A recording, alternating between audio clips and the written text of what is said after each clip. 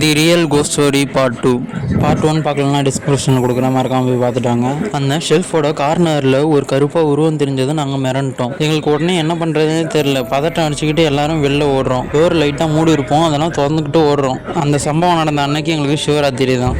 விடிய பயத்தோட யாருமே தூங்கலை. சாமி மேலே நம்பிக்கை இல்லைன்னு சொன்னவங்க கூட விபூதி அடிச்சுக்கிட்டு பக்கத்து ரூமில் போய் படுத்து தூங்கியிருக்கான். இதெல்லாம் உண்மையான சம்பவம், என் கண்ணு குளிர பார்த்தது. அதுக்கப்புறம் தான் எங்கள் ஹாஸ்டலில் நிறைய சம்பவமே நடக்க ஆரம்பிச்சது. ரொம்ப நாள் நைட்டு அந்த ரூம்ல யாருமே படுக்கல. பகல்ல எல்லாம் போயிட்டு வந்துட்டு தான் இருந்திருக்காங்க. அடுத்த நாள் காலையில அந்த ரூம்ல போட்டு இருந்த எஸ்ஆர்னோ எல்லாத்தையும் அழிக்கிறோம் மஞ்சளை ஊற்றி. சரி அதான் எல்லாத்தையும் அழிச்சாச்சுன்னு அந்த ரூம்ல படுத்துக்க தூங்க போயிருக்காங்க ஒரு 5 பேர்.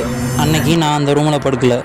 அந்த 5 பேரில் ஒரு பையன் மொட்டை அடிச்சிருப்பான். காலையில் ஒரு 2 மணி போல் அவனுக்கு தூக்கம் வரல, முழிச்சிட்டு இருக்கான். அப்போ அவன் கண்ணுக்கு ஏதோ ஒரு உருவம் தெரிஞ்சிருக்கு. அவன் எந்திரிக்கலான்னு ட்ரை பண்ணும்போது அவனால் எந்திரிக்க முடியல. அந்த உருவம் இவனை பிடிச்சிக்கிட்டு இருந்திருக்கு. அவன் அசைஞ்சிருக்கான், கத்த ட்ரை பண்ணியிருக்கான், ஆனால் எதுவுமே முடியல.